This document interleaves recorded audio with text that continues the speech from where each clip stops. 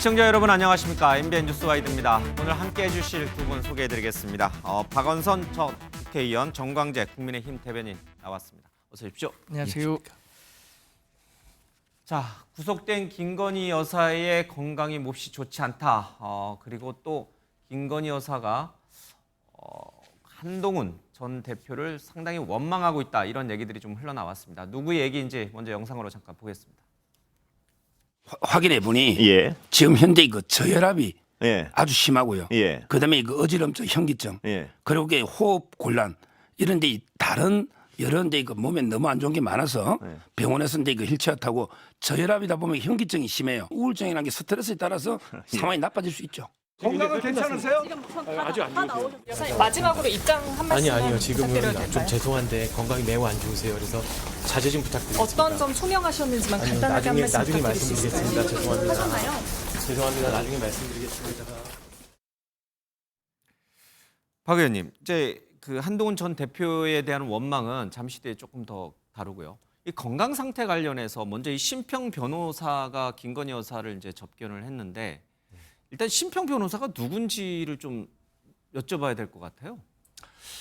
저 심평 변호사는 윤 전 대통령의 멘토로 많이 알려져 있는데 본인은 또 멘토가 아니었다고 얘기를 해요. 예.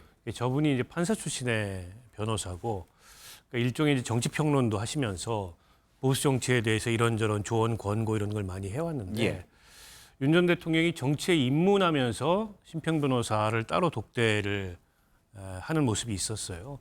그 이후로 이제 뭐 윤 전 대통령의 멘토 이렇게 많이 알려졌고 그래서 윤 전 대통령의 이제 국정 운영을 굉장히 이제 극찬하고 뒷받침하는 그런 메시지를 많이 발산을 했죠. 예. 그리고 이제 계엄 탄핵 이후로도 이제 윤 대통령 측의 입장을 이렇게 주둔하는 그런 메시지를 계속 냈고 본인이 이제 변호사다 보니까 변호인 접견이 가능하잖아요. 예. 그래서 지난번에 윤 전 대통령도 접견을 했고 접견을 했는데 윤 전 대통령이 뭐 쭈그리고 앉아서 책상도 없이 무슨 뭐 박스 위에다가 올려놓고 밥도 먹고 책도 못 본다 뭐 이런 얘기도 했고 이번에 이제 김건희 씨 접견을 해가지고 김건희 씨의 건강 상태를 포함해서 예. 이런저런 심경을 밖으로 전달을 한 게 아닌가 싶습니다. 근데 정권 초기에는 정말 윤 전 대통령의 멘토다, 복심이다 이런 얘기가 있었는데 그 이후로 이렇게 하시는 말씀이 실제로 윤 전 대통령의 생각과는 많이 다른 경우가 많아서 정말 멘토가 맞느냐 이런 얘기도 좀 있었잖아요. 실제 그렇습니다. 심평 예. 변호사에 대해서 한때 윤석열 전 대통령의 그림자 수행실장이었던 이용 전 의원이 심평 전 의원이 어떤 얘기를 하니까 이분은 윤석열 전 대통령의 멘토 아니다 이렇게 예. 공개 저격한 적도 있어요. 그래서 전 이렇게 판단했습니다. 윤석열 전 대통령이 굉장히 유리한 발언을 할 때는 예. 윤 전 대통령의 멘토로 알려진 사람이라고 기사가 나오고 그렇지 않고 윤석열 전 대통령에게 조금 까리까리한 얘기를 했을 때는 예. 또 우리 그 멘토라고 할 수 없다라는 평가가 이 친윤 그룹에서 나온 걸 보면 이분은 그냥 뭐 정치 평론가 중 한 명이 아닌가 싶습니다. 그러니까 법조인 출신의 정치 평론가. 그런데 윤석열 전 대통령에 대해서는 상당히 감정적으로 친밀한 느낌을 갖고 있는 수준 이렇게 평가해야 되지 않을까 싶습니다. 그러니까요. 그냥 심평 변호사가 뭐 페이스북에 그냥 자기의 생각을 썼다 그러면 사실 오늘 우리가 이 아이템을 다룰 일은 없었을 텐데 이제 직접 만나고 왔다고 하니까 그러니까 이제 이 얘기를 이제 신빙성 있게 좀 다루게 되는 것 같습니다. 전한말을 보니까 선생님 제가 죽어버려야 남편에게 살 길이 열리지 않을까요? 이런 얘기도 좀 했고요. 남편을 접견하게 된다면 꼭 끝까지 버텨달라고 전해달라 이제 이런 얘기를 했습니다. 그러니까 지금 윤 전 대통령하고 김건희 여사 둘 다 구속된 상태에서 둘이 대화를 할 수는 없잖아요. 그 중간에 메신저 역할을 그러면 심평 변호사가 하고 있다 이런 얘기군요. 뭐 그렇게 볼 수도 있을 것 같고요. 어쨌든 심평 변호사가 윤 전 대통령 부부에 대해서 좀 동정하는 그런 예. 입장에 서 있다 보니까 일종의 이제 신세 한탄 비슷하게 저런 얘기를 한 것 같아요. 속내를 털어놓다. 네, 저 얘기에 무슨 특별한 의미가 있거나 아니면 특별한 의도를 가지고 저런 얘기를 했다기보다 지금 어쨌든 김건희 씨는 처지가 굉장히 답답하고 공색한 처지잖아요. 예.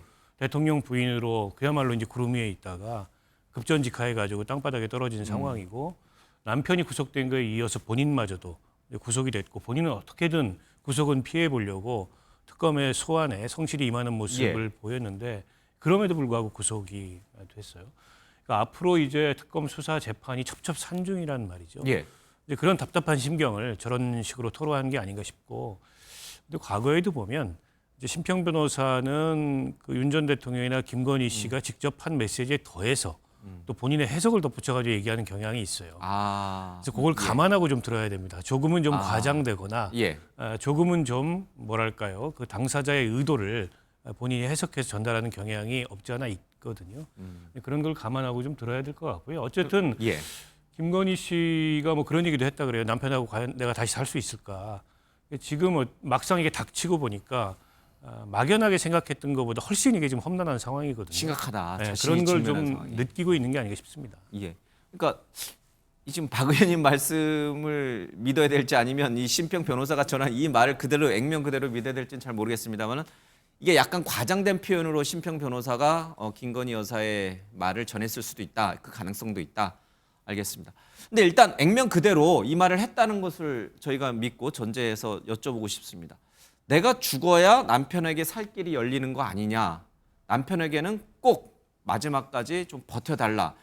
이 얘기는 굉장히 듣기에 따라서는 이게 그냥 남편에 대한 지극한 애틋한 사랑 그 차원을 넘어서서 김건희 여사의 어떤 극단적 선택도 염려가 되는 예상이 되는 이런 대목으로도 해석이 되잖아요. 네, 김건희 여사의 정확한 워딩 그대로를 심평 변호사가 옮겼다라고 단언하기는 어렵겠지만 저런 뉘앙스가 있었다는 것은 예. 당연히 유추해 볼 수 있겠죠. 지금의 상황 역시 저는 그렇게 흘러가고 있다고 생각합니다.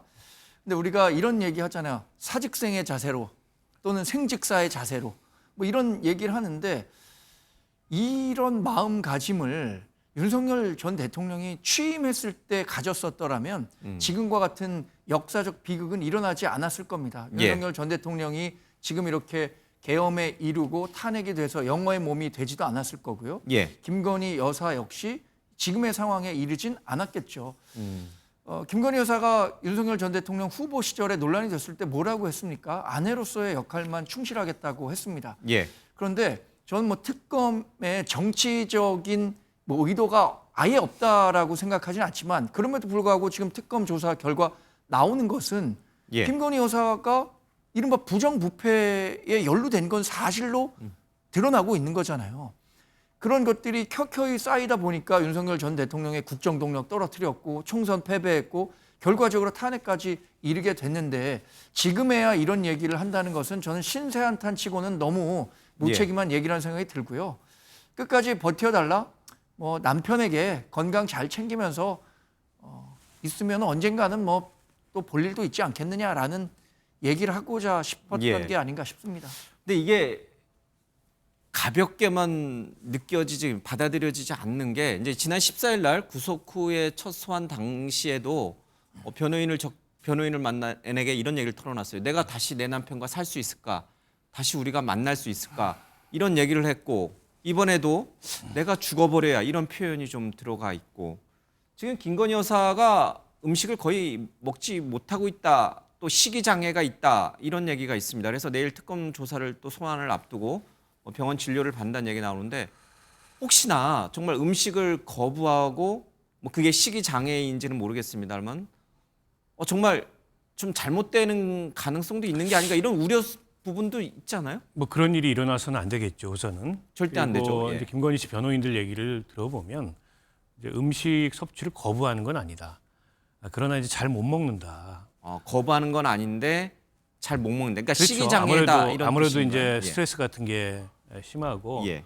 또 지금 뭐 예민할 수밖에 없잖아요. 신경이 여러 가지로. 그렇다 보니까 이제 음식물 섭취에 여러 가지 좀 지장이 있는 것 같은데 근데 뭐 일부러 거부하거나 예. 뭐 이런 건 아니다. 일종의 뭐 단식 투쟁을 하거나 이런 건 전혀 아니다. 이렇게 예. 얘기를 했어요. 또 이제 심평 변호사의 저런 얘기가 전달이 됐기 때문에 구금 시설에도 아마 구금 시설에서 주의 깊게 살필 겁니다. 혹시나 어떤 불상사가 일어나지 않을까 예. 하는 염려도 있기 때문에 그리고 김건희 씨도 어쨌든 건강을 지켜야 됩니다. 이게 본인이 지금 수사도 받고 재판도 받고 가야 될 길이 먼데 지금 뭐 심정이 괴롭고 여러 가지 어려움이 있다는 건 알겠는데 예. 그렇다고 이제 건강 유지하는 걸 놔버리면 결국 그게 이제 본인을 망가뜨리는 길이기 때문에 어떻게든 건강을 좀 지켜야 된다고 보고요. 예. 이제 오늘 원래 출석을 요구를 했는데 오늘 뭐 건강상의 이유로 출석을 하지 않았고 내일 나오겠다. 그리고 이제 건강이 정 나빠서 병원 가서 진료를 받아야 되거나 한다면은 그건 이제 수감시설 내에서도 가능합니다. 그 내에도 의료시설이 있고 예. 또 그 내에 있는 의료시설로서는 이제 충분한 어떤 진료나 검사가 불가능하다 그러면 외부 진료시설을 이용할 수 있거든요. 얼마 전에 윤석열 전 대통령도 관내에 있는 대학병원에 가서 눈 검사 받고 했잖아요. 예. 때문에 그 뭐 몸이 불편한데 그에 따르는 어떤 처치나 이런 거를 못 받고 이런 상황은 절대 아니라는 점을 우리 시청자들께서도 이해하시면 좋을 것 같습니다. 알겠습니다. 이 김건희 여사의 이 말들이 정말 해서는 안 되는 나쁜 생각을 하고 있기 때문인지 또는 국민의 동정심을 얻기 위한 것인지 아니면 정말 남편에 대한 애틋한 사랑을 전하기 위한 것인지 모르겠지만 굉장히 교도 당국도 예의주시해서 좀 지켜봐야 될 것 같습니다. 심평 변호사가 전한 김건희 여사의 말 중에는 한동훈 전 대표에 대한 강한 원망도 좀 담겨 있습니다. 들어보겠습니다. 기본적으로는 함정 몰카이고 그것이 처음부터 계획된 것이 맞습니다. 그렇지만 저는 과정에서 분명히 아쉬운 점이 있고 국민들께서 걱정하실 만한 부분이 있었다고 저도 생각합니다. 실제로 그런 갈등들이 좀 있나요? 국민을 눈높이에 생각할 문제니까요. 갈등이라고 할 만한 문제는 없습니다. 기본적으로는 굉장히 저열한 몰카 공작이 맞죠. 처음부터 그 가방을 사서 어떻게 보면 그 그림을 찍기 위해서 한 것이잖아요. 앞으로 그러니까 제2부속실 설치라든가 특별감찰관 임명 등으로 보완해 나갈 수 있는 문제라고 생각합니다. 제3장소에서 조사하고 하는 과정들이나 이런 것에 대해서 국민들께서 조금 부족했다라고 생각하실 수 있을 것 같아요. 그런 점까지 고려해서 검찰이 수사 방식을 정할 때 국민의 눈높이를 조금 더 고려했었어야 하지 않나 하는 생각을 제가 합니다. 김건희 여사는 즉시 대외 활동을 중단해야 합니다. 이런 일이 재발하지 않게 예방하기 위해서 특별감찰관을 임명하는 절차를 즉시 진행해야 하는 것은 이제 너무 당연합니다. 네, 저 말들 때문인가 김건희 여사가 심평 변호사에게 전한 심경 가운데 한동훈이 어쩌면 그럴 수 있었겠느냐. 그가 배신하지 않았다면 그의 앞길에는 무한한 영광이 기다리고 있었을 것이다. 국어 해석을 또 해야 되는데 이 배신이 뭘까? 한동훈 전 대표가 본인에게 또는 윤 전 대통령이 했던 그 배신은 무엇일까? 이제 방금 들은 저 내용일 텐데 비대위원장이 된 이후에 특검 수용이라든지 여러 가지 김건희 여사에 대해서 활동 중단이라든지 이런 것들이 지금 다 김건희 여사 마음속에는 응어리가 지어진 건가요? 아니 근데 이제 와서 남 탓할 문제가 아니잖아요. 예를 들어서 김건희 씨 스스로가 논란을 일으키거나 그로 인해서 국민 여론이 나빠지거나 하지 않았다면 한동훈 전 대표가 일부러 가만히 있는 김건희 씨를 해코지하기 위해서 그런 얘기를 했겠습니까? 예. 김건희 씨 문제로 논란이 되고 그게 국정 운영에 차질을 빚고 여당에도 타격을 주고 하니까 어쨌든 이 문제를 우리가 해소하고 가야 된다 이런 입장이었던 거잖아요.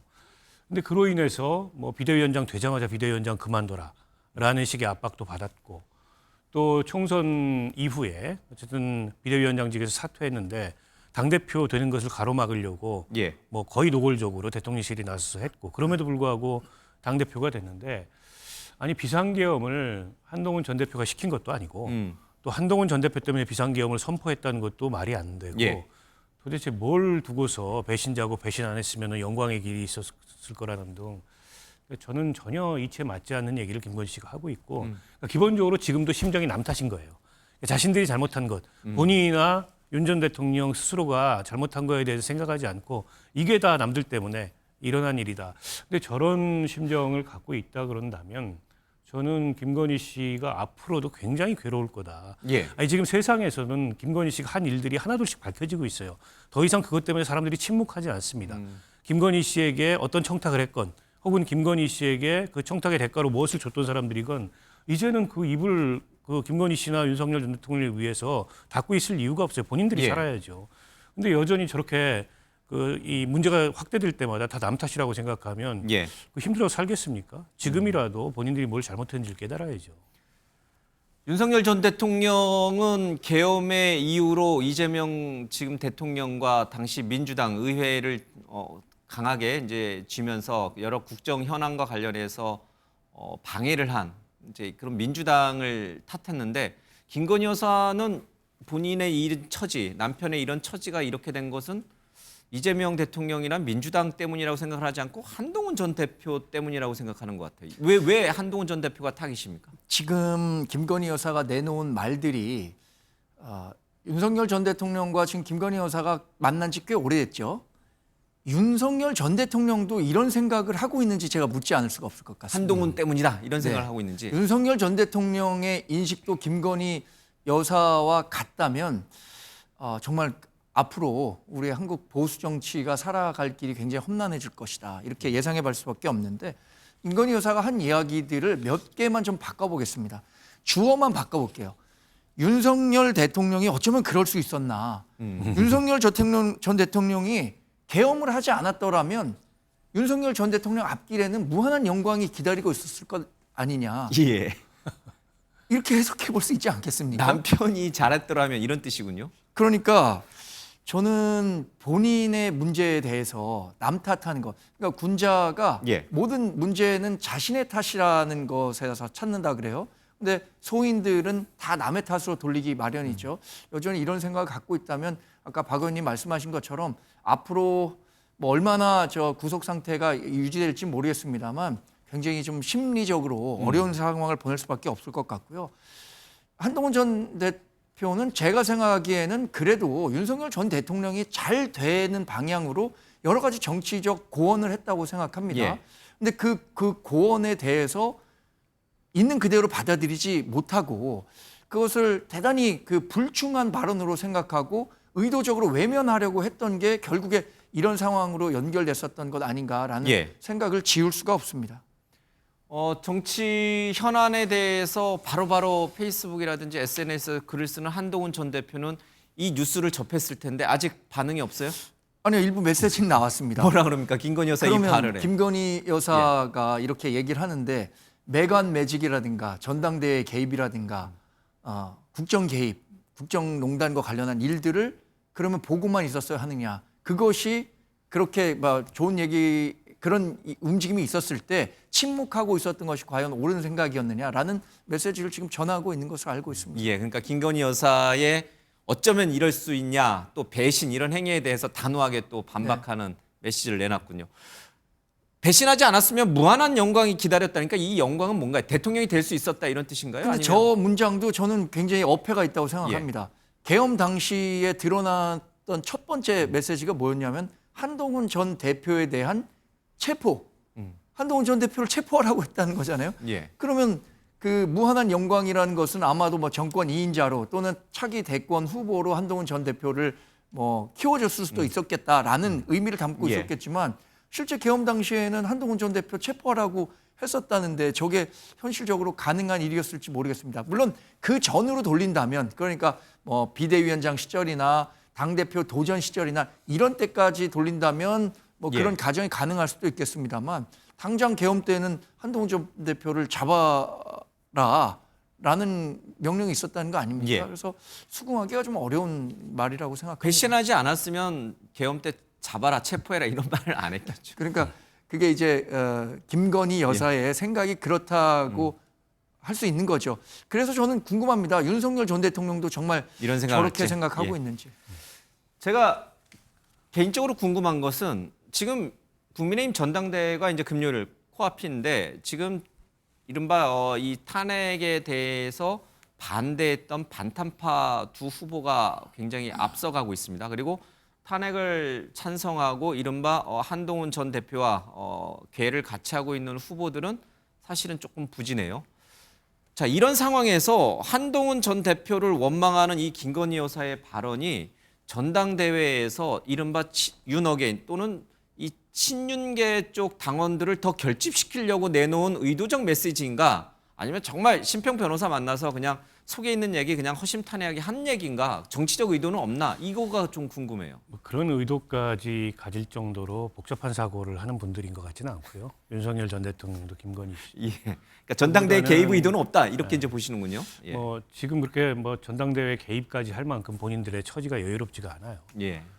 때문에 지금 상황에서 어쨌든 답답한 심경 예. 이런 것들을 토로하는 단순하게. 차원에서 예. 했을 가능성이 높다고 보고 이제 그런데 김건희 씨나 윤석열 전 대통령의 저런 메시지가 전체적으로 국민의힘에는 좋지 않은 영향을 미칩니다.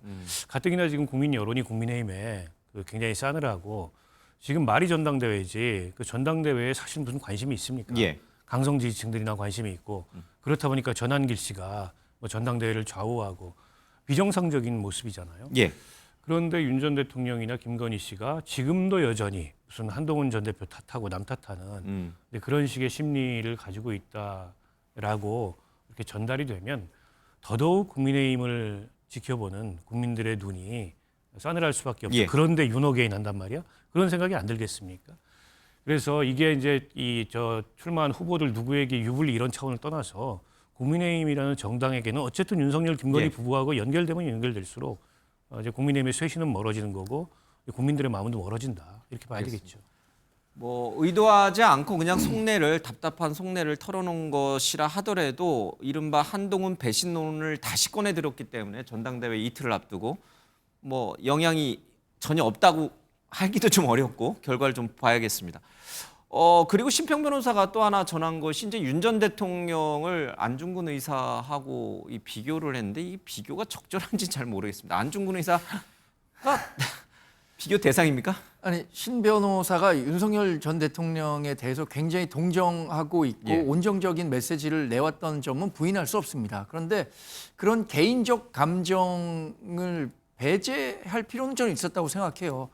안중근 의사 같은 경우에는 본인이 이토 히로부미를 저격한 이후에 본인은 이제 전쟁 포로다. 그러니까 국제 협약에 따라서 나를 포로로 취급하고 정치범으로 다뤄달라라고 했던 거잖아요. 그 류순 감옥에 당시에 어목했던 그 수용 환경과 지금 2020년대를 사는 우리 서울구치소의 환경이 더 어목할 수 있겠습니까? 상식적으로 이해하기 좀 어려운 일이라고 생각하고요. 예.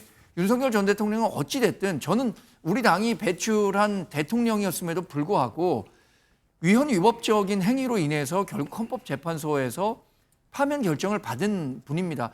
그 혐의를 받고 있는 것도 굉장히 중요해요. 내란 혐의를 받고 있는 거잖아요. 근데 이렇게 안중근 의사와 동일선상에서 비교하려고 한다면 글쎄 윤석열 전 대통령을 지지하는 분들도 쉽게 공감하기는 어려울 것 같다는 생각은 저는 한편으로는 듭니다. 알겠습니다. 자, 국민의힘 전당대회가 한창 불붙고 있습니다. 어제 이 마지막 TV 토론회가 있었는데 그 얘기로 좀 해보도록 하겠습니다. 영상 잠깐 보시죠. 내년 재보궐선거 후보 공천을 하실 수 있게 된다면 1번 한동훈 전 대표, 2번 전한길 씨입니다. 전한길 씨는 탄핵 때부터 우리 당을 위해서 우리 당과 함께 열심히 싸워온 분입니다.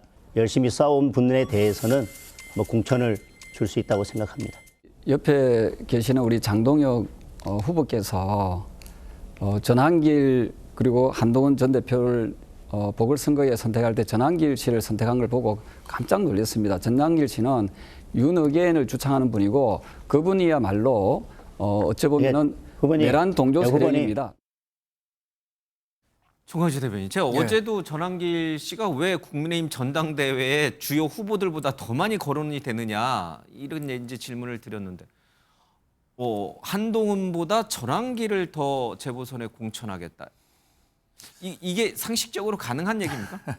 그래서 저도 깜짝 놀랐습니다. 장동혁 후보가 지금 그 대선을 이번 당권 선거를 치르는 과정에서 본인의 선거 전략이라는 게 있는 거죠. 우리 당의 강성 지지자들의 표를 반드시 가져가겠다라는 생각을 갖고 있기 때문에 이 밸런스 게임이라는 형식을 통해서 전한길 씨를 다음 보궐선거나 지자체 선거가 있으면 공천하겠다라고 한 것인데 저는 결과적으로는 대단히 잘못된 접근이었다라고 봅니다. 왜냐하면 지금 장동혁 후보는 당 대표가 되고자 하는 거잖아요. 결선 투표에 갈 가능성이 굉장히 농후한 분입니다. 그러면 51%를 얻어야 하는데 51%를 얻는 전략으로 본인의 강성 지지자들만 생각하는 캠페인이 과연 유효할 것인가? 저는 그렇지 않다고 보거든요.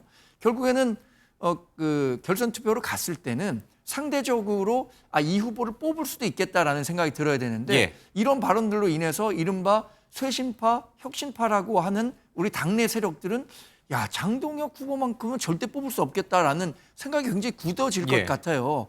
그런 측면에서 본다면 저는 왜 장동혁 후보가 무리해서 전환길 강사를 택했을까 이해하기 어렵습니다. 정광재 대변인은 지금 이 장동혁 후보가 전환길 씨를 내년 재보궐선거에서 공천하겠다는 말이 이해할 수 없다라고 말씀하셨지만 이게 그냥 이해할 수 없는 차원을 넘어서 이 실현 가능성도 있네 이렇게 느껴지는 이유가 있습니다. 잠깐 지지율을 좀 보여주시기 바랍니다. 장동혁 후보의 지지율이 급상승하면서 이제는 김문수 후보를 넘어섰다라고 하는 여론조사가 나왔습니다. 물론 오차범위 내기 때문에 뭐 앞섰다 이렇게 단정하기는 어렵습니다만은 그동안은 오차범위 내에서도 김문수 후보가 앞섰는데 이제는 뒤집히는 그런 여론조사가 나왔습니다. 정말 이대로 결선 투표에 2명이 올라가고 그래서 장동혁 후보가 국민의힘의 새로운 당대표가 된다면 그럼 전환길 씨를 지명직 최고위원 또는 내년 지방선거와 같이 치러지는 어디 지방선거의 장 또는 재보궐선거의 국회의원 공천 이게 불가능한 건 아니잖아요.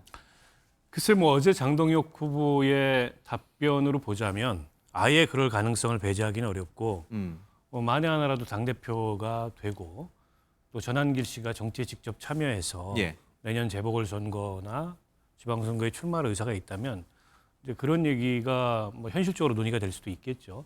근데 저는 정치가 아무리 그 비정한 면이 있고 유불리에 따라서 입장이 수시로 바뀐다 하더라도 예. 장동혁 후보는 한동훈 전 대표에 의해서 발탁이 된 사람이잖아요. 0.5선 의원이었는데 누구도 잘 모르는 비대위 사무총장이 됐다가 또 한동훈 전 대표의 러닝메이트로 수석 최고위원이 됐다가 그러나 이제 탄핵 이후에 입장을 바꿔가지고 이제 반탄 대열에 서고 급기야는 지금 전환길 씨를 앞세운 그런 선명성 캠페인을 하고 있는데 참 씁쓸한 모습이 아닐 수가 없고요. 저게 이제 선거 전략상으로도 과히 그 장동혁 후보에게 그렇게 도움이 안 됩니다. 왜냐하면 결선 갈 가능성이 있죠. 김문수 후보와 그 두 사람이. 그러면 조경태 후보나 안철수 후보를 지지했던 그 지지자들 같은 경우에 투표를 안 하는 분들도 있겠지만 투표를 한다면 이 상황에서 장동혁 후보 쪽으로 표가 가겠습니까? 그러면 저게 이제 전환기를 내세워서 강성 지지층의 표심을 잡을 수는 있겠지만 조금 더 상황을 확대해서 보면 결코 본인에게 유리한 게 아니거든요. 반대로 김문수 후보는 일정하게 전환길 씨하고 거리두기를 합니다. 물론 전환길 씨가 뭐 장동혁 후보를 공개 지지하고 했기 때문에 불편한 심기를 드러낸 것도 있지만 선거 전략상으로도 봤을 때 일정한 거리를 두는 게 오히려 저렇게 밀착되는 것보다 낫다 이런 정치적 판단을 한 거예요. 저는 오히려 김문수 후보의 그런 판단이 더 맞다고 봅니다. 결선 투표까지 가는 상황을 고려한다면. 그리고 저렇게 되면 설사 장동혁 후보가 저는 뭐 당대표 될 가능성이 이렇게 높지 않다고 봅니다만 당대표가 돼도 발목이 잡혀서 이른바 저 우파 유튜버 전환길 씨 같은 사람들한테 휘둘리기 시작하면 그게 제대로 된 당 운영이 되겠습니까? 그런 면에서 여러 가지로 이번에 그 장동혁 후보가 강성 지지층의 마음을 일정하게 사로잡았는지 모르겠지만 정치인 장동혁으로서는 잃은 것도 대단히 많다. 특히 대전에서 연설을 하면서 당원들하고 서로 삿대질하면서 싸우는 듯한 그런 연설은 저는 어느 정당의 전당대회에서도 본 적이 없는 참 희귀한 장면이었어요. 전환길 씨에게 휘둘려서는 안 된다라고 하는 목소리가 커지고 있지만 또 다른 한편에서는 전환길 씨를 경계해야 한다는 우려도 같이 커지고 있습니다. 송원석 원내대표의 얘기를 좀 들어보겠습니다. 그렇게 또 프레임을 자꾸 잡아가는 것 자체가 저는 바람직스럽지도 않고 정당하지도 않다고 생각을 합니다. 현재의 그 방송이나 언론 쪽에서 야당 쪽에 대해서는 우리 당 쪽에 대해서는 작은 굴치도 큰 대형 산불처럼 이렇게 몰고 가는 그런 연장선상에서 있다라고 보여집니다. 현재 방송이나 언론에서 보여주는 그런 모습도 좀 자제해 주셨으면 좋겠다 하는 부탁의 말씀을 드리고 싶어요. 전환길 강사의 마음은 김문수 후보일까요? 장동혁 후보일까요? 이 친구도 지금 갈팡질팡하는 친구예요. 그래요? 네? 대단히 좀 웃기는 친구예요. 나는 이렇게 전환길 씨한테 절대적인 구애를 하고 있는 장동혁 후보를 두고 왜 어제 전환길 씨는 그런 또 행동을 했는지 납득이 안 되는 거죠. 사람이 한 길로 가면 끝까지 한 길로 그냥 가야지 말이야. 정 대변인, 네. 송원석 원내대표가 부탁까지 했는데 우리도 전환기 씨 그만 다뤄야 되는데 아이템으로 자꾸 키워주고 있다는 거예요. 이게 자본부실을 자꾸 산불로 만들고 있다는 거예요. 우리 언론, 방송, 야당이. 동의하세요? 아니면 원래 이미 산불이 되어 있는 거예요? 뭐 저는 언론의 특성상 어쩔 수 없다고 생각합니다. 저도 뭐 언론에 종사했었지만, 근데 전환길 씨가 이렇게 과대 포장돼서 이 우리 전당대회를 삼킬 수 있었던 것은 사실 이 갈등의 중심에 전환길 씨가 대표성을 갖고 있기 때문이라고 생각하거든요. 이 갈등의 요인이 어떤 겁니까? 우리 당에서 지금 당권 주자 가운데는 탄핵에 찬성했느냐 반성했느냐 이 기준점이 전환길 씨가 가운데 있어요. 전환길 씨는 탄핵에 강력하게 반대했던 겁니다. 그리고 또 우리 당 지지자 가운데 강성 지지자 가운데 일부는 부정선거와 관련해서 여전히 얘기하고 있습니다. 근데 부정선거의 목소리를 전환길 강사가 대변하고 있어요. 그러니까 부정선거를 주장했던 사람들은 전환길 씨로 대표가 되는 거죠. 그 계엄과 관련해서도 이 전환길 강사는 굉장히 온정적입니다. 우리 당 전체가 계엄은 잘못됐다 이렇게 판단하고 모든 후보들이 계엄과 관련해서는 반성하고 있음에도 불구하고 전환길 강사는 이것은 대통령을 선택할 수 있는 대권이었다라고 얘기를 하고 있잖아요. 그러니까 이 갈등의 중심에 전환길 강사를 중심으로 갈등을 하다 보니까 그러면 아주 쉽게 전환결 주장에 동의하느냐 그렇지 않느냐로 이 전당대회가 나뉘고 있는 거죠. 저는 대단히 부적절한 프레임인데 결국에는 이번 당대표 선거 끝난 이후에 저는 전환길 씨의 개인적인 정치적 영향력은 굉장히 줄어들 수밖에 없다고 생각합니다. 근데 그렇게 송원석 원내대표가 전환길 씨에 대해서 우려하는 부분이 있으면 이번에 경고 내릴 때, 징계 내릴 때 경고가 아니라 뭐 진짜 제명이라든지 중징계를 내리지 왜 경고 처분해놓고 자꾸만 이 전환길 씨를 견제하는 듯한 이 발언을 합니까? 그 윤리위원회에서 판단한 거잖아요. 근데 윤리위원회는 이런 판단을 내릴 때 당내 여론을 고려하지 않았을 수 없을 것 같습니다. 어떤 거냐면 지금 전환길 씨에 대해서 포용하고 온정적인 메시지를 내고 있는 분들이 유력 후보예요. 장동혁, 김문수 두 후보예요. 그리고 지금의 비대위원회는 사실상 일종의 과도기 정부 체제잖아요. 힘이 없다? 그렇죠.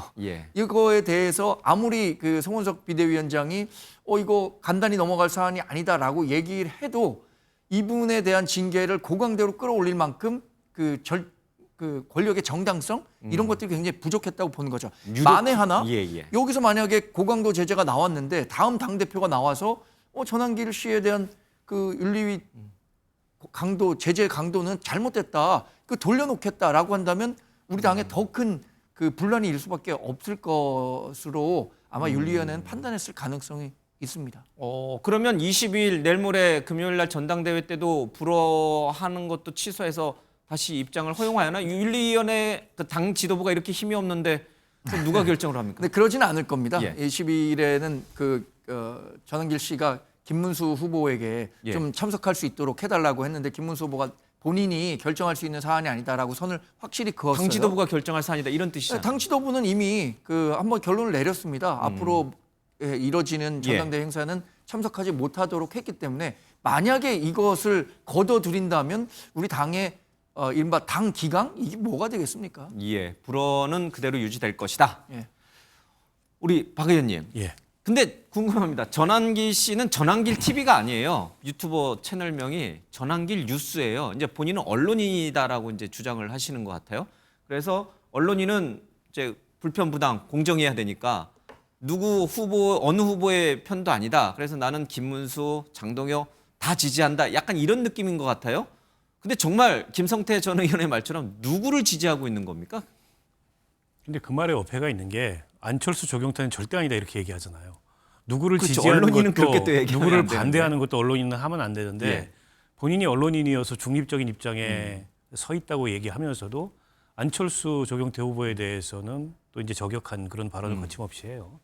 앞뒤가 맞지 않고요. 언론인이 아니다 이 뜻인 거죠? 아니 뭐 등록을 했는지 모르겠어요 언론으로. 그리고 본인이 이제 언론인을 자처하는지 모르겠으나 속성이 그렇지 않다는 거고요. 저는 송원석 그 원내대표의 얘기가 다소 무책임하다고 생각합니다. 왜냐하면 전환길 씨가 이렇게 국민의힘의 전당대회 판을 휘저을 수 있었던 배경은 국민의힘의 다선 중진 의원들, 지금 후보로 나온 분들 이런 분들이 판을 깔아줬기 때문에 그런 거예요. 시계를 조금만 돌이켜서 생각을 해보면 윤상현 의원 이런 분이 불러다가 행사했잖아요. 그 전환길 씨가 한 20분 동안 장황하게 인사말하는데 송원석 원내대표도 그 앞에서 그걸 듣고 있었어요. 그리고 그 내용이라는 게 지금 국민의힘 입장에서는 수용해서는 안 되는 내용입니다. 뭐 윤호개인에다가 부정선거 음모론에다가 이런 얘기를 막 했단 말이에요. 근데 그 뒤에 얼마 있다가 장동혁 후보도 비슷한 행사를 열었는데 거기에 전환길 씨를 토론자로 불러가지고 똑같은 모습을 연출을 했어요. 그리고 지난 그 대선 시기에 뭐 나경원 이런 분들까지 다 앉아가지고 전환길 씨 초청에다가 전환길 씨가 하는 얘기를 다 듣고 앉아 있었습니다. 결국에 국민의힘의 다선 중진 의원들이 전환길로 대표되는 강성 지지층에 그런 어떤 여론을 등에 업고 당대표가 됐든 최고위원이 됐든 대선 후보가 됐든 뭘 해보려고 하다 보니까 자꾸 전환길 씨한테 공간을 주고 이 기회를 열어주고 전환길 씨한테 판을 깔아줘서 오늘날 전환길 씨가 저렇게 거침없이 마치 본인이 당의 주인이라도 된 듯이 행세하는 배경이 된 겁니다. 원내대표가 돼서요. 비대위원장까지 겸하고 있습니다. 그런 상황에 단호하게 경고를 보내고 여기서 전환길 씨가 더 경거망동하면 입당을 했는데 뭐 그에 대해서 뭐 당원 자격을 불허하거나 아니면 출당시키거나 이렇게 하겠다라고 경고를 했더라면 그렇게 못했을 겁니다. 근데 보니까 누울 자리 보고 다리 뻗는다고 그게 아니네. 내가 저렇게 해도 될 것 같네. 이런 거지 않습니까? 그러니까 22일 날 또 자기한테 전당대회 출입을 해달라고 하는데 지난번에 대구에서 그 했던 행위를 가지고 고작 경고밖에 안 받았어요. 그러니까 내가 이렇게 해도 되는구나라는 생각이 전환길 씨한테 있는 겁니다. 사실은 그런 빌미를 송원석 원내대표도 주고 있고 마치 이게 남들이 자꾸 전환길 씨를 키워가지고 이슈가 되고 있는 것처럼 얘기하는데 결국에 국민의힘의 저런 다선 중진들이 일종의 이제 자업자득 하고 있는 결과고 전환길 씨가 무슨 근거가 있어서 당내에서 저렇게 발언권을 높입니까?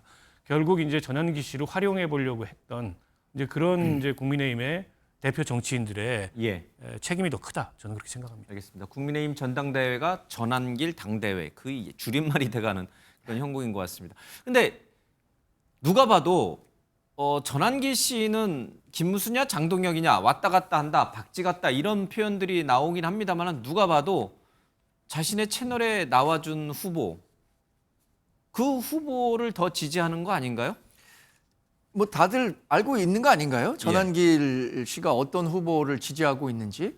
근데 언론인이라고 하면서 특정 후보를 지지한다고 하는 건 또 말이 안 되죠. 또 그 언론인이라고 하면서 전당대회 과정에서 같이 온 당원들과 함께 배신자 이야기를 외치는 것 자체는 이분을 언론인으로 평가하기는 어려운 영역이죠.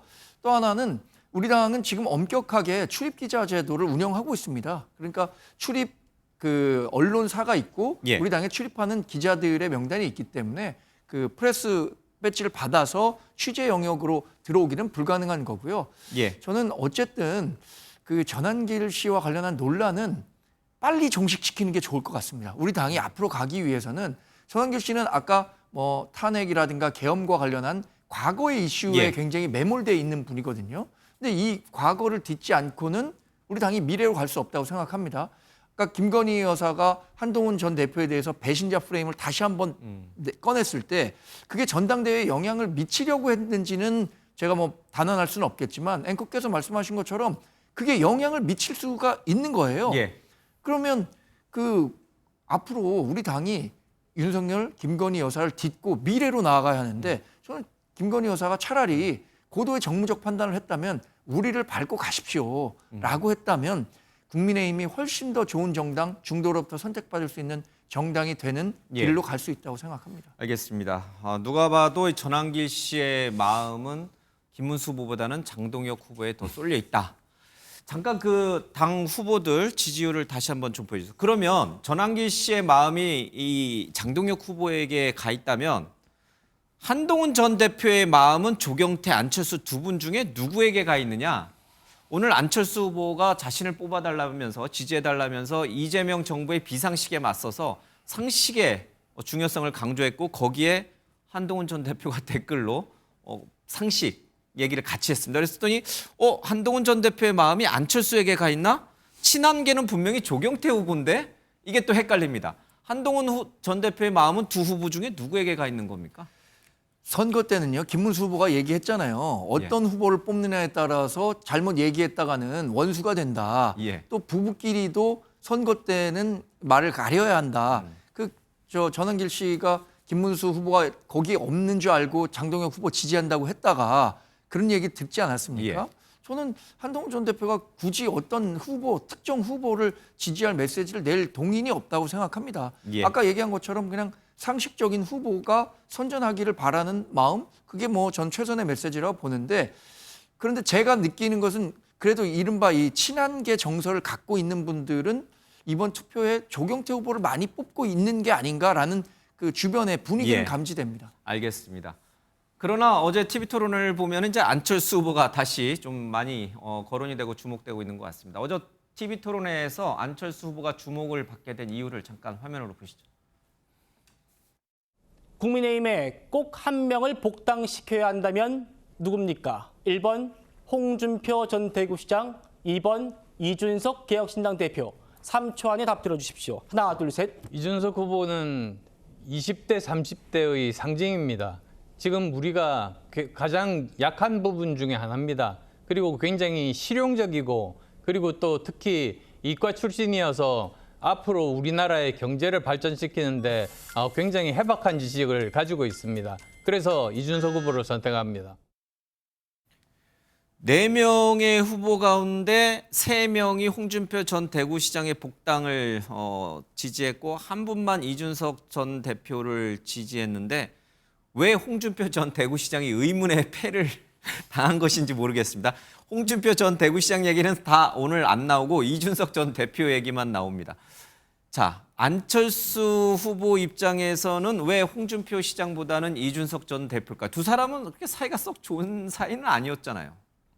근데 최근 들어서는 또 두 예. 사람 사이가 괜찮은 것 같아요. 지난 대선 전후로 해서. 예. 그때 이준석 후보하고 단일화 성사시키기 위해서 이준석 후보가 대학에서 학식 먹기 이거 하고 있는데 그 현장을 찾아가기도 했잖아요. 예. 안철수 의원이.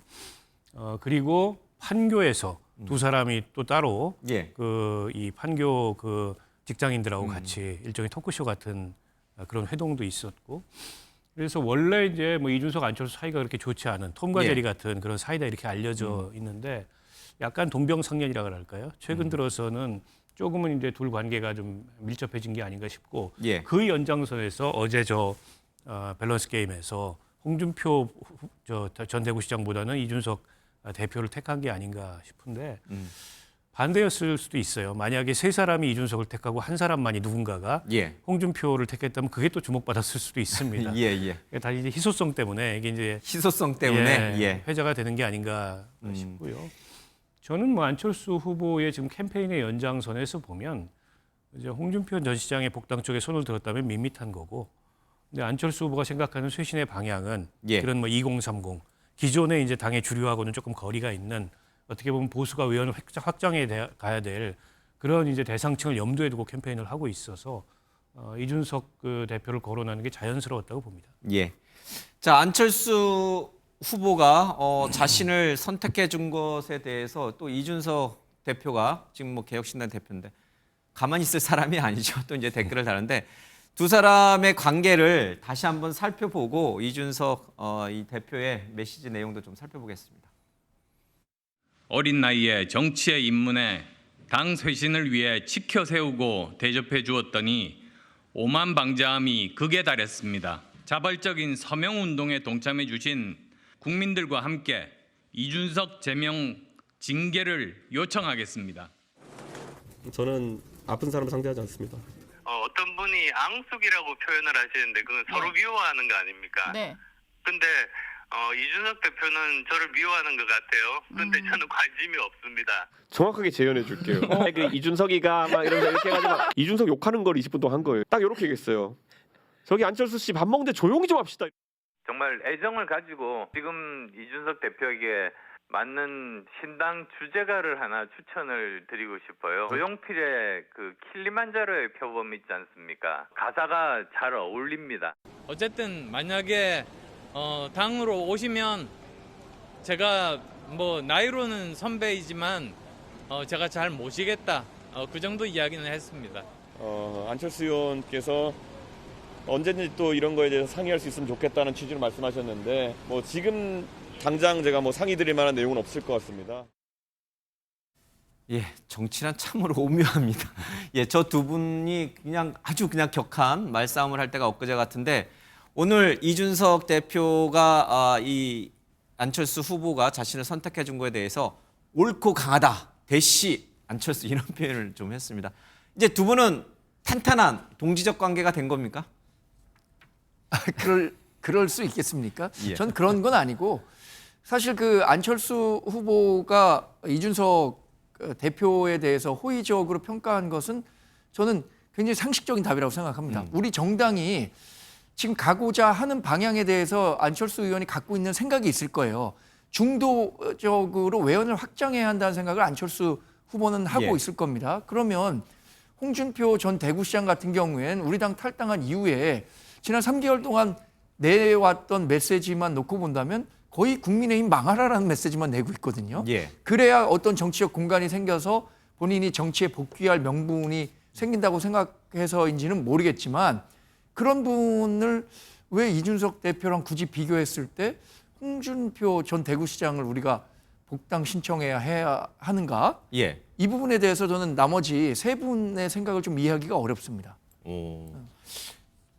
지금 안철수 후보가 이 이준석 대표를 선택하고 이준석 개혁신당 대표가 안철수 후보에게 대시 화이팅을 답글로 준 것이 안철수 후보의 전당대회 득표에 좀 도움이 됩니까? 큰 영향은 없을 것 같고요.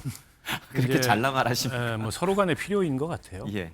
안철수 후보는 나는 과거에 갇히지 않고 어쨌든 미래로 외연 예. 확장을 해나갈 사람이다.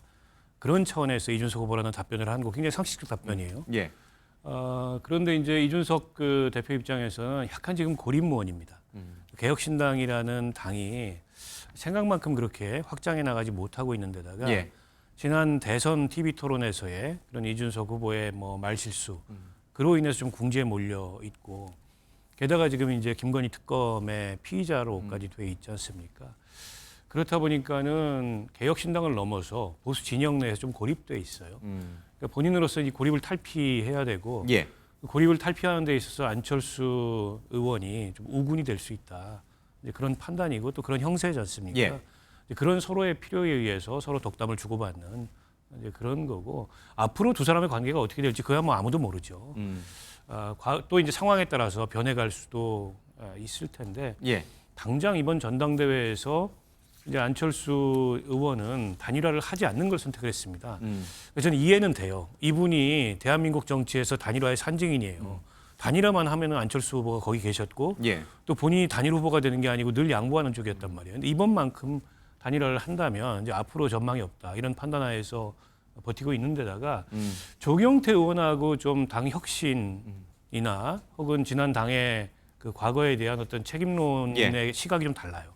그렇다 보니까 이게 단일화가 되기 어려운데 근데 만약 그렇게 해서 둘 다 결선에 못 가면 그 책임론으로부터 또 자유롭지 않은 측면이 있을 것 같아요. 알겠습니다.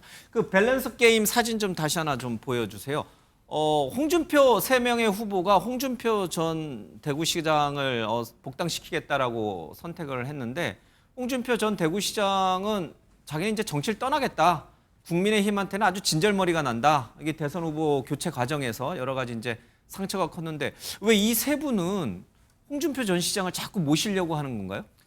일단 김문수 후보는 홍준표 전 대구시장과 굉장히 동지적 그 마인드를 갖고 있는 것 같아요. 예. 항상 얘기하고 있잖아요. 그리고 홍준표 전 대구시장도 김문수 후보에 대해서 굉장히 긍정적인 평가들을 많이 했었고요. 그럼 차석에서는 예. 뭐 문수영, 뭐 탈레반 문수영 이렇게 부른다는 거 아닙니까? 예. 그 조경태 후보 같은 경우에도 의정 생활을 좀 같이 했었고 또 하나는 저는 조금 이해하기는 어렵습니다. 왜 조경태 후보가 홍준표 전 대구시장을 꼽았는지. 왜냐하면 제가 갖고 있는 정치 상식으로라면 안철수 후보랑 같은 선택, 그러니까 중도 외연 확장을 위해서 이준석 개혁신당 대표를 복당시켜주는 게 유리하지 않을까라는 예. 생각을 했을 것 같은데 다소 의외의 답변이었습니다. 장동혁 후보는 본인이 갖고 있는 강성 지지층에 대한 소구력을 더 강화시키겠다라는 측면에서 이준석 개혁신당 대표보다는 홍준표 전 대구시장을 꼽았다는 생각을 해봅니다. 예, 장동혁 후보는 예. 그러니까 강성 지지층에 대한 호소 차원에서. 예. 자, 국민의힘 전당대회 얘기는 여기서 좀 정리하겠습니다. 두 분 여기서 인사드릴게요. 고맙습니다. 예, 더불어민주당 박지원 의원 기다리고 계십니다. 잠시 뒤 모시겠습니다. 오늘 법정에서 직접 발언하셨습니까? 서희건설 회장이 목걸이 전달했다는 자소서 냈는데 어떤 입장이세요? 가방 시계 안 받았다는 입장이신가요? 특검은 오늘 피의자 김건희 씨를 상대로 부당 선거 개입, 공천 개입 관련한 조사를 진행하였습니다. 피의자는 대부분의 피의 사실에 대하여 진술 거부권 행사하였고 내가 되게 영적인 사람이라 그런 시간에 난 차라리 책 읽고 차라리 그 도사들하고 같이 얘기하면서 삶은 무엇인가 이런 얘기를 하는 걸 좋아하죠. 나는 그런 게 나는 안 맞아요. 통일교 측에서 받은 선물 김건희 씨에게 전달하셨습니까? 김건희 씨에게 통일교 현안 총각 전달할 수 있습니까? 명품 가방이랑 목걸이 지금 어디 있습니까?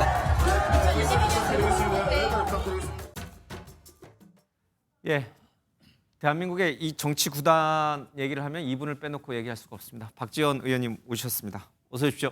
예. 정치 구단은 한 사람밖에 없어요. 그렇죠. 지금은 이제 김영삼 DJ 다 이제 돌아가셨으니까. 삼김 가셨으니까. 예, 삼김 후에 유일하게. 정치 구단. 예. 알겠습니다. 그래서 정치의 알파부터 오메가까지 다 여쭤보고 싶습니다. 죄송합니다. 제가 사실 오늘 기분이 좋은 게 예. 완도군에 해양사 박물관을 건립하려고 굉장히 노력을 했는데 예. 예비 타당성 조사 늘 떨어졌어요. 예.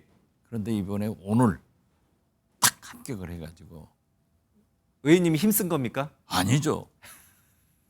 김영록 전남지사하고 신우철 예. 완도 군수가 가서 프레젠테이션을 잘한 거예요. 예. 그래가지고 한 1,400 거의 1,500억 예산도 확보되고 예. 잘 됐습니다. 그래서 기분 좋은 거예요. 예. 시청자 여러분들 오해하지 마시죠. 제가 이런 질문들 저희가 준비한 게 아닌데 역시 정치 구단이십니다. 이제 딱 이게 본인이 지역구를 얼마나 잘 챙기는지 또 말씀하셨습니다. 김건희 여사 얘기를 이제 앞서 잠깐 했는데 좀 심각한 부분도 심각하게 받아들여야 될 부분도 좀 있는 것 같고 여러 가지 이제 만감이 교차하는 그런 분들도 좀 있을 것 같고 왜 저럴까 이렇게 또 생각하시는 분들 있을 거예요. 내가 죽어야 우리 남편이 살려나? 이런 말은 사실 굉장히 절망 속에서 나오는 말인데 진심이에요. 쇼. 아니 김건희 윤석열, 김건희 대통령, 윤석열 영부남이 지금 이 순간 무슨 할 말이 있어요.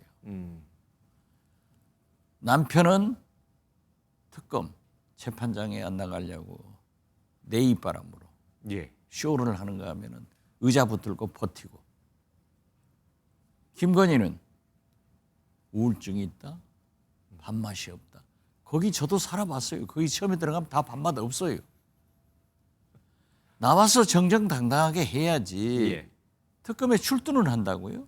그러면서도 딱 모르쇠 기억 안 난다.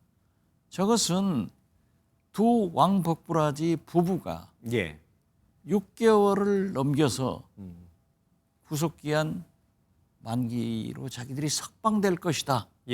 이런 작전인데 우리 민주당은 우리 범 여권은 그것을 차단시키기 위해서 특검 수사 기한을 연장하고 수사 범위를 확대하는 법을 개정하겠다 이렇게 말씀드립니다. 그런 짓 하면 안 돼요. 대통령답게 영부인답게 단 1시간이라도 살아보라고 그랬어요. 그게 무슨 쇼예요. 설사 그러한 느낌이 있더라도 국민들한테 당당한 모습을 보여야지. 근데 제가 알기로는 우리 박 의원께서는 정치적 견해가 다른 정반대에 있는 사람도 굉장히 좀 포용적 자세로 대하시는 걸로 저는 알고 있는데 윤석열, 김건희 씨, 김건희 여사에 대해서는 굉장히 냉혹하게 평가를 하고 지적을 하세요? 이분들이 3년간 가진 못된 짓은 다 했지만 내란 구태타를 했잖아요. 그리고 헌법재판소에서 만장일치로 내란 우두머리로 파면됐단 말이에요. 구속 기소됐단 말이에요. 그러면 국민들한테 죄송하다 하는 사과의 말씀과 함께 성찰하고 반성해야지 저런 짓거리만 하면 되겠냐고요. 저는 박근혜 대통령 보세요. 그래도 이분은 사과하고 최순실도 내가 시켰다. 예. 라고 감싸 안잖아요. 그리고 자기 잘못이라고 하잖아요. 그런데 이 양반들은 전부 부하들한테 책임 떠넘기고 자기들만 살겠다고. 이건 좀도둑도 저러지는 않아요. 예.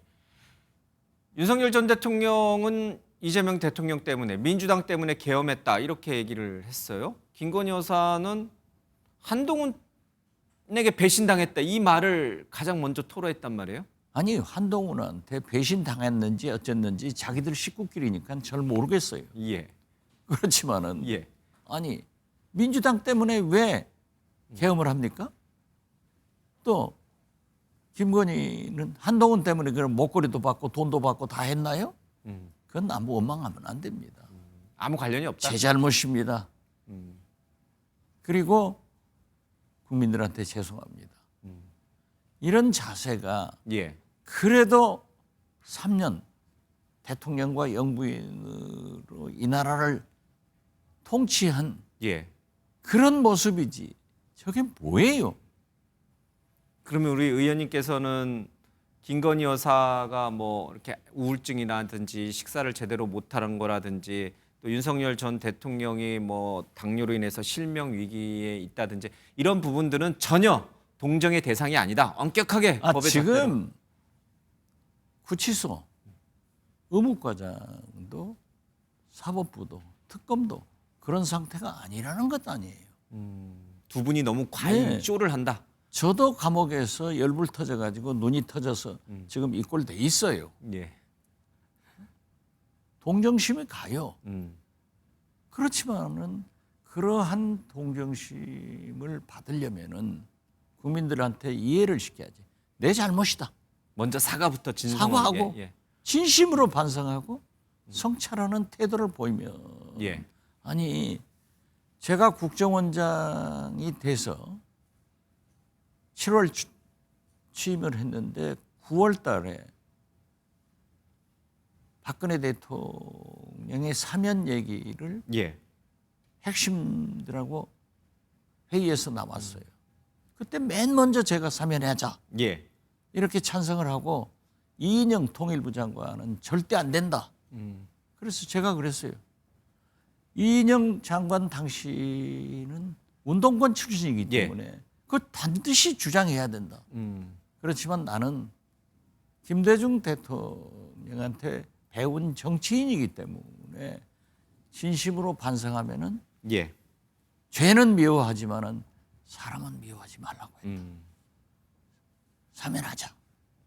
이렇게 제가 주장한 사람이에요. 그것은 왜 박근혜 대통령은 반성하고 사과하고 모든 책임을 자기가 껴안았잖아요.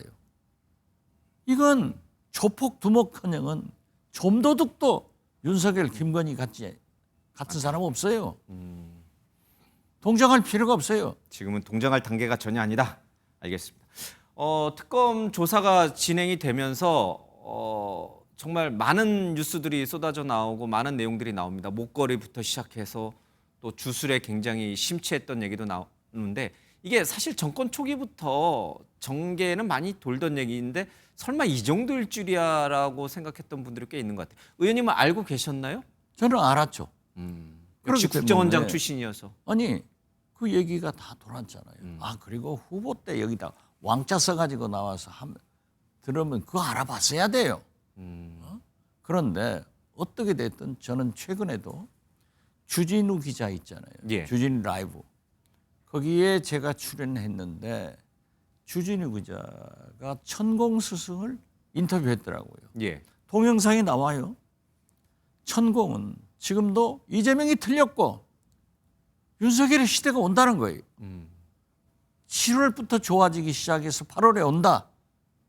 지금 8월 다 지나가고 지금 8월 지나가는 거죠. 예. 그러면 또 바뀌겠죠. 예. 그러니까 그 주술 속에서 살아가는 김건희, 윤석열이기 때문에 예. 아직도 저런 망상을 버리지 못하고 있다. 그렇게 생각합니다.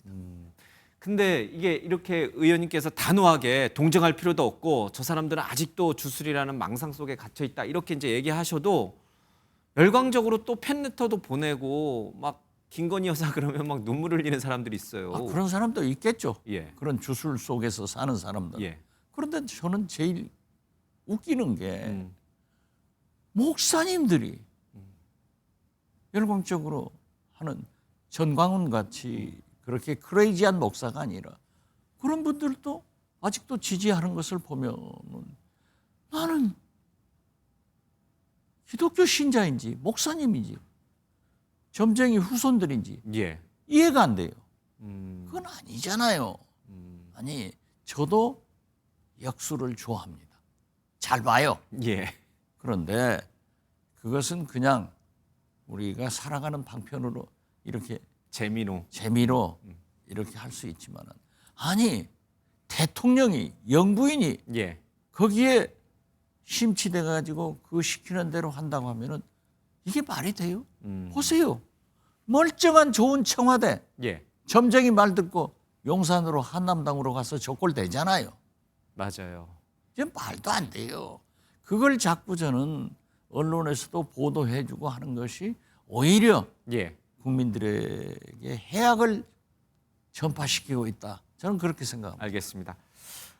정권 초기에 높았던 대통령 지지율, 민주당 지지율이 최근에 많이 이제 떨어지는 추세를 좀 보이고 있습니다. 뭐 여러 요인이 있겠습니다만은 의원님이 꼽는 가장 큰 요인은 뭐라고 보세요?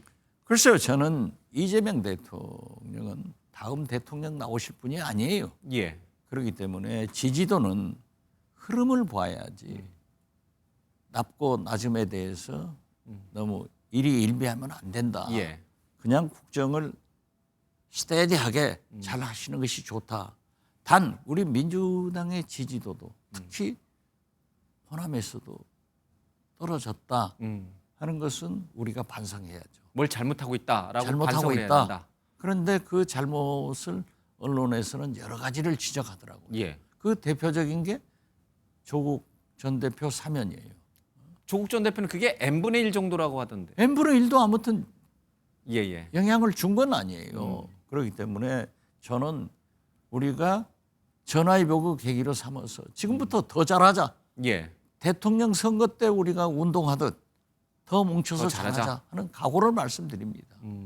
그러면 대통령 지지율이나 민주당 지지율이 떨어진 요인 중에 n분의 1인지 몇 분의 1인지는 모르겠습니다만 조국 전 대표 문제가 있다면 조국 전 대표가 좀 자숙하고 좀 이렇게 성찰적인 모습으로 있는 것이 좋을 텐데 이분께서 지금 복당을 하고 다시 내년 선거에 나가고 이런 활발한 유튜브도 이렇게 다시 열고 이런 게 사실은 좋은 건 아니잖아요. 민주당이나 대통령한테. 조국 대표 직업이 뭐예요? 정치인 됐죠. 아니에요? 정치하지. 그 양반한테 뭘 기대해요? 저는 n분의 1이라도 조국 대표 사면이 우리 이재명 대통령 민주당 지지도 하락의 원인이 됐다라고 하면은 제일 먼저 조국 전 대표의 사면 복권을 주장했고 지금도 통합을 주장하는 사람으로 국민들에게 죄송하다. 그러나 우리는 미래를 보고 그렇게 주장한 것이다라고 말씀드리면서 조국 전 대표가 아니 서울법대 교수로 다시 가나요? 못 가죠? 안 못 간다고 가요. 하죠. 정년도 됐을 거예요. 그렇기 때문에 그분이 정치했는데 정치 활동하는 것은 당연한 것 아니에요? 저한테도 출소 후에 전화를 주셨더라고요. 직접 통화하셨군요. 해가지고 김대중 대통령 묘소 참배하고 노무현 대통령, 문재인 대통령 찾아뵙고 한번 뵙겠습니다. 저도 기다리고 있어요. 다녀와야죠. 열심히 해라 이렇게 덕담해 주셨군요. 당연히. 부정적으로 아니, 그분이 얘기하는 무슨 뭐 충분히 살고 사면 복권됐는데 그럼 뭐 절에 가서 기도를 하겠어요. 뭘 하겠어요? 정치하는 거지. 괜찮아요. 떳떳하게 잘하라고 그러세요. 민주당이 추진하는 또 이제 대통령도 말씀을 하셨습니다만 노란봉투법이라든지 이런 여러 가지 법안들, 개혁 법안들 또는 검찰 개혁, 추석 전까지 이런 것들이 지지율에 영향을 주는 부분들은 혹시 민주당 내에서 야 우리 속도 조절 좀 하자 이런 얘기 안 나옵니까? 의원님께서는 그런 거 제안 저는 그 전에 그 속도 조절 이런 얘기를 참 많이 한 사람인데 이번에 보면은 ILO 국제노동기구의 규정이에요. 그러니까 노란봉투법은 통과돼야 된다. 그런데 우리 기업인들이 특히 너무 우려하고 있잖아요. 미국 지상사 우리 서울 주재하는 암참 상공회의소에서도 좀 1년 유예를 해달라 이런 요구를 보고 저도 고민했어요. 그렇지만은 지금은 개혁의 골든 타임입니다. 지금 밀어붙일 때다. 그렇죠. 밀어붙이는 게 아니라 우리가 이제 예. 이 정도의 국력이면은 경제 범위라고 하면은 노동자들한테 일방적 희생을 강요할 것이 아니라 최소한 국제기구 ILO의 규정은 준수하는 것이 좋다. 알겠습니다. 저는 그렇게 생각합니다. 예, 어쨌든 그런 부분도 있습니다만 이제 여러 기업들이라든지 여러 이제 우려도 있으니까 좀 잘 수렴해 주셨으면 좋을 것 같고 이재명 대통령 취임 기념 우표에 박찬대 전 원내대표가 열심히 뛰는 모습이 좀 실렸는데 주인공이 이재명 대통령인지 아니면 박찬대 전 대표인지 모르겠습니다. 아직도 정청래 지금 당대표보다는 박찬대 전 원내대표가 이재명 대통령의 이른바 명심에 있습니까? 저는 그렇지는 않다고 생각해요. 이재명 대표가 호남을 필두로 해서 전국에서 64, 5% 균등하게 지지를 받고 압도적 대표가 됐습니다. 그리고 정청래 대표도 엄청나게 이재명 대표하고 가까운 것으로 알고 있어요. 그런데 그 전당대회 결과를 이재명 대표가 받아들이지 않을 수 없어요. 그런데 저도 기념 우표에 그렇게 사진이 나왔다고 그래서 깜짝 놀랐는데 아마 저는 실수 아닐까? 그렇게 생각합니다. 저 기념 우표가 실수일 수 있다. 저는 그렇게 봐요. 알겠습니다. 북한 김여정 얘기를 좀 해야 되는데 이재명 대통령, 이재명 정부가 출범하면서 남북 관계를 다시 이제 복원하고 기본 합의서 내용을 다시 실현하기 위한 여러 가지 이제 조치들을 얘기하고 8.15 경축사에도 그런 내용을 좀 담았어요. 근데 김여정 발언이 아주 신랄해요. 상대가 아니다. 우리의 외교 상대가 아니다. 한국은 이렇게 하면서 이재명이 뭘 할 수 있다고 착각하지 마라. 이런 류예요. 국정원장 지내셨으니까. 글쎄요. 미국과 북한도 상당한 변화를 보이고 있어요. 그리고 특히 남북 간에는 조치에 대해서 서로 화답하고 좋아요. 그렇지만은 휴전을 앞두고는 강공을 한다고 북한은 늘 그러한 것을 해와요. 예를 들면은 2000년 6.15 남북 정상회담 특사를 제가 했지 않습니까? 그때도 북한에서 왜 햇볕 정책이라고 용어를 하냐. 햇볕은 박테리아를 죽이는데 우리가 박테리아냐 하고 우리를 엄청나게 비난했지만은 결국 6.15 남북 정상회담은 성사됐고 성공됐어요. 그렇기 때문에 저는 김여정이 그렇게 얘기하고 김정은이 한미연합사 훈련 문제에 대해서도 신경질적 반응을 하는 것을 일희일비하지 말자. 크게 가자. 그리고 언젠가는 미국이 트럼프하고 김정은하고 만나는 날도 오고 또 우리도 이재명 대통령과 김정은 정상회담을 하는 날을 올 수 있도록 서로 노력하는 것이 좋다. 저는 그렇게 생각합니다. 혹시 이게 굉장히 좀 가능할지 모르겠습니다만은 이재명 대통령의 이재명 정부의 특사로 이제 과거에 또 그런 전례가 있으니까 북한에 가서 김정은을 만나고 김여정을 만나라라고 우리 박 의원님을 지명하면 가실 용의가 있으세요? 이재명 대통령이 저를 그렇게 측근이라고 생각하지 않을 거예요. 북한의 특사로 보낼 정도는 아니다. 북한에서 김대중 대통령한테 특사 파견을 요구한 것은 국정원은 안 된다. 그리고 가장 측근을 보내달라. 그래서 제가 선정됐는데 저는 이재명 대통령과 정치적 운명, 인간적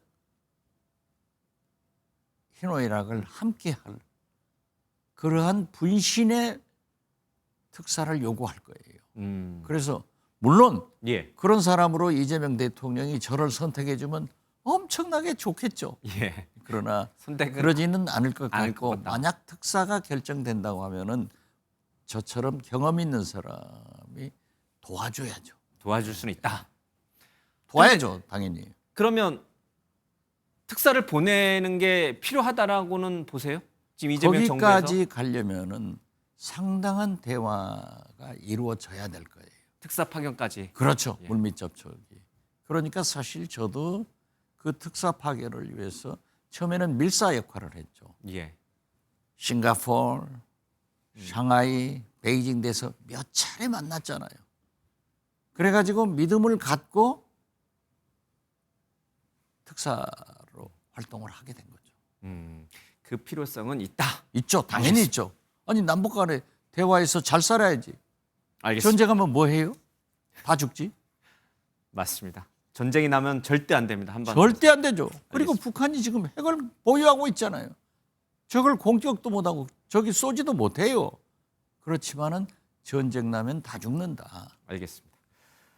언제나 그렇지만 정치구단 박지원 의원과의 이 대담 시간은 늘 짧습니다. 길게 했는데도 불구하고 오늘은 여기서 인사드리겠습니다. 감사합니다. 다음에 또 뵙겠습니다. 네, 고맙습니다. 감사합니다. 남은 조사가 또 있으면 성실히 받도록 하겠습니다. 계시는 사람이 많이 필요하겠습니다. 어쨌든 죄송합니다. 네. 소주 3병 마셨다는 진술이 나왔는데 정확히 그날 몇 잔 마신 거예요? 죄송합니다. 반성하겠습니다. 마지막인데 억울한 점이 있습니까? 메모리 카드 직접 제거하신 거 맞으실까요? 매니저한테 대리다수 부탁한 적 없다는 입장은 그대로신가요? 검찰 소매 취합 두고 따로 하실 말씀입니다. 끝나고 말씀드리겠습니다. 죄송합니다. 끝나고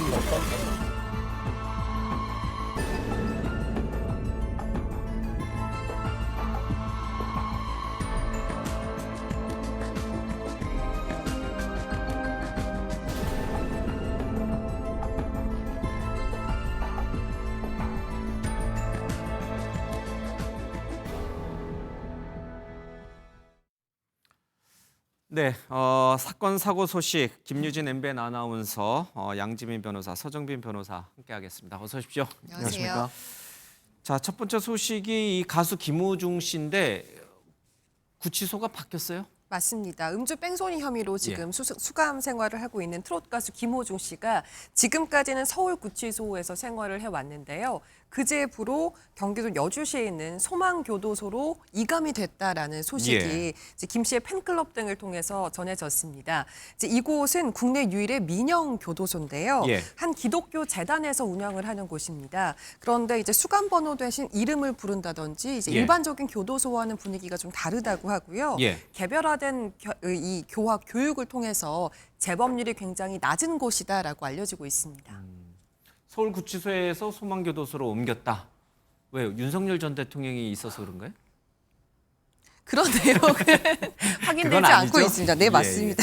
그 소망교도소는 아무나 가는 곳이 아니라면서요. 가고 싶다고 가는 곳이 아니라면서요. 그렇죠. 일정 조건을 만족을 해야 되고 실상 굉장히 좀 까다롭다라고 알려져 있습니다.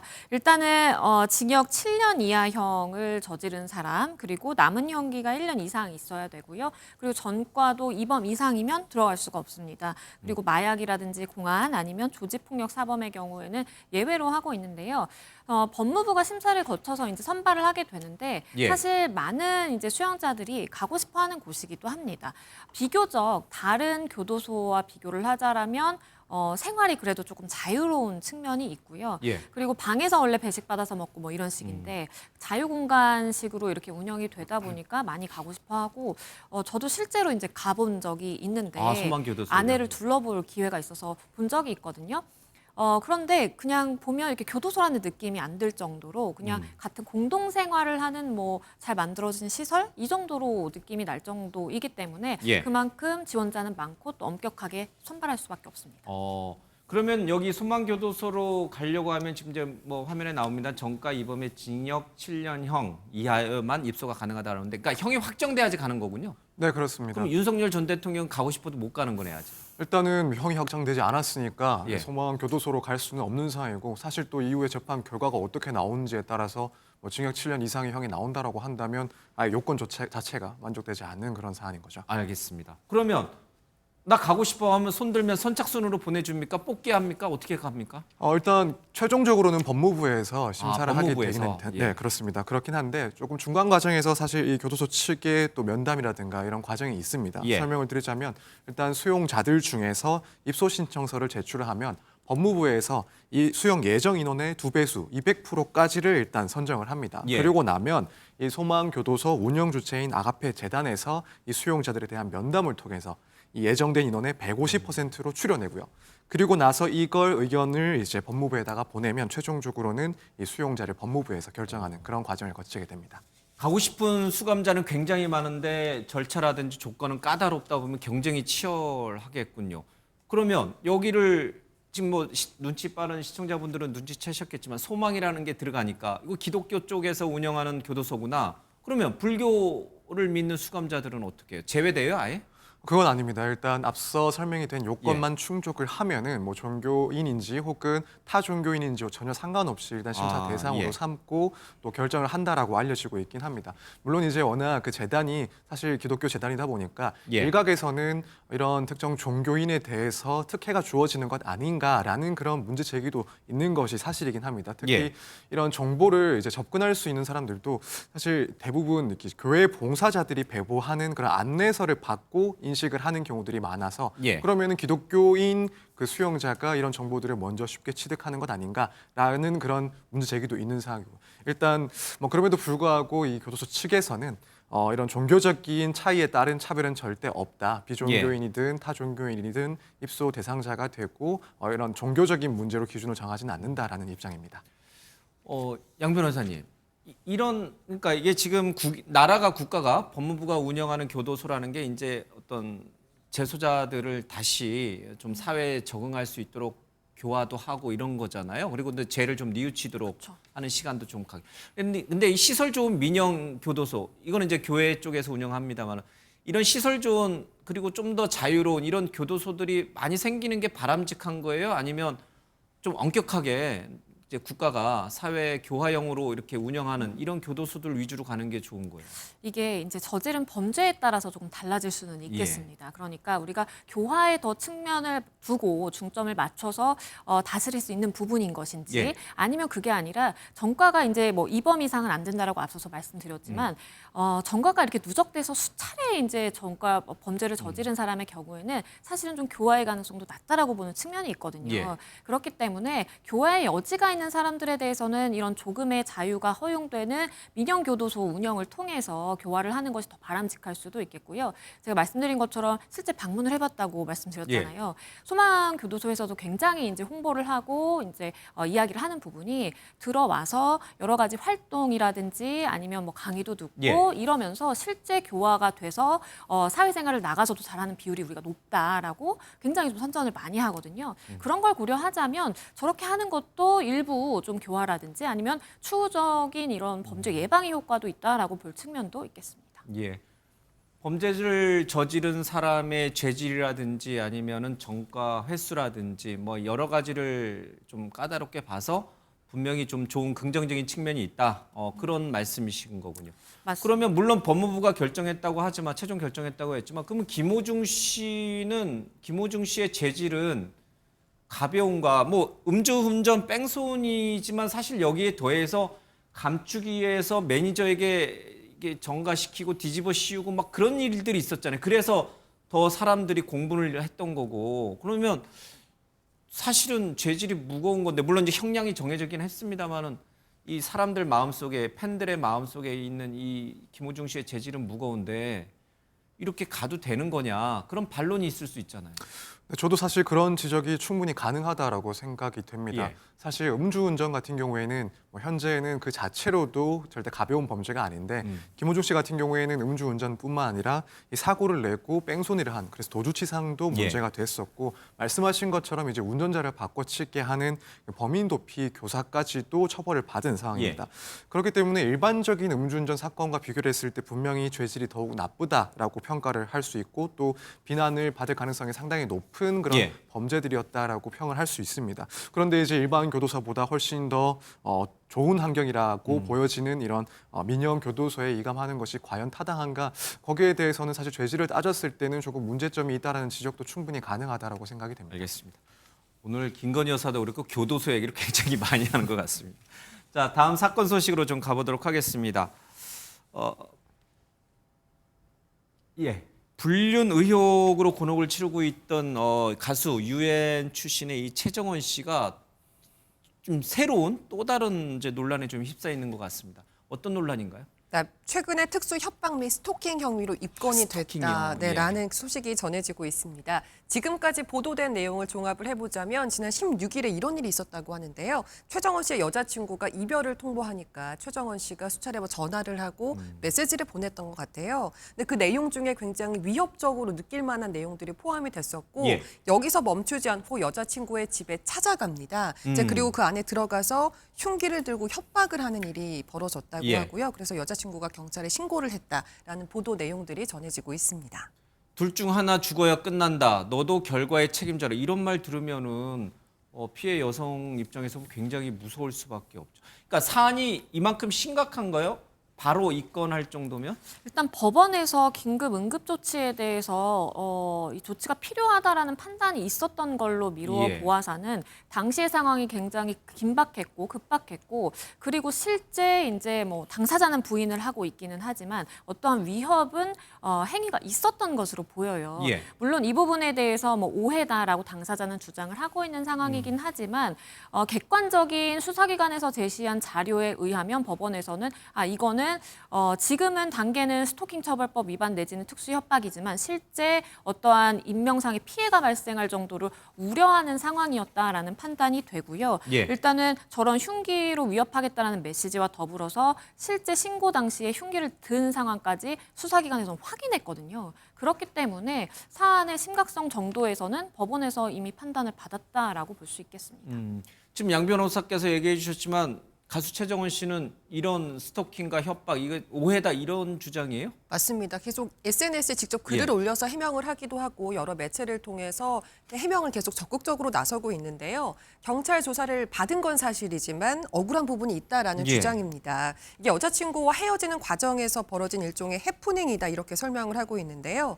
당시 상황에 대해서도 신랑이를 버리는 과정에서 좀 흥분을 했고 나도 모르게 좀 겁을 주겠다는 마음으로 세게 이야기를 했던 것 같다. 이제 그러면서 언성이 높아지는 등 이게 좀 싸움이 격화가 되다 보니까 자기가 집에서 나왔다 이렇게 주장을 하고 있거든요. 그러면서 흉기를 미리 챙겨갔다든지 아니면 들고 있었다라는 주장은 사실이 아니라고 지금 해명을 하고 있는 상황입니다. 서 변호사님, 흉기를 갖고 있지는 않았다라고 이제 본인은 주장하고 있는데 흉기가 없어도 특수협박죄가 성립이 되나요? 일단 흉기를 아예 소지하고 있지 않았다라고 한다면 당연히 이제 특수협박은 성립하지 않습니다. 특수협박 같은 경우에는 흉기나 위험한 물건을 휴대를 하고 협박을 했을 때 처벌하는 규정이기 때문에 만약 지금 해명하는 것이 실제 소지도 없었다라고 한다면 애초에 이제 일반 협박죄가 문제가 되는 것이고요. 다만 뭐 예컨대 흉기를 휴대는 하고 있었는데 뭐 이걸 손으로 들고 직접적으로 위협하는데 그 수단으로 쓰지 않았다 정도의 취지라고 한다면 사실 이렇게 휴대를 하는 것 자체로도 일단 특수협박죄에 해당할 수가 있기 때문에 그렇게 된다면은 보다 가중된 처벌을 받게 됩니다.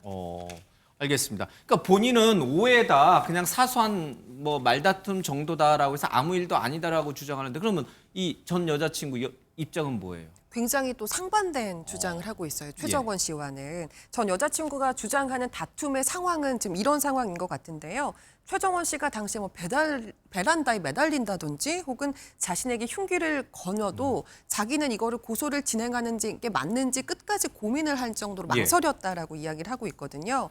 그러니까 다툼 과정에서 일단 최정원 씨의 위협이나 협박은 있었다. 이건 사실이다라고 주장을 하고 있습니다.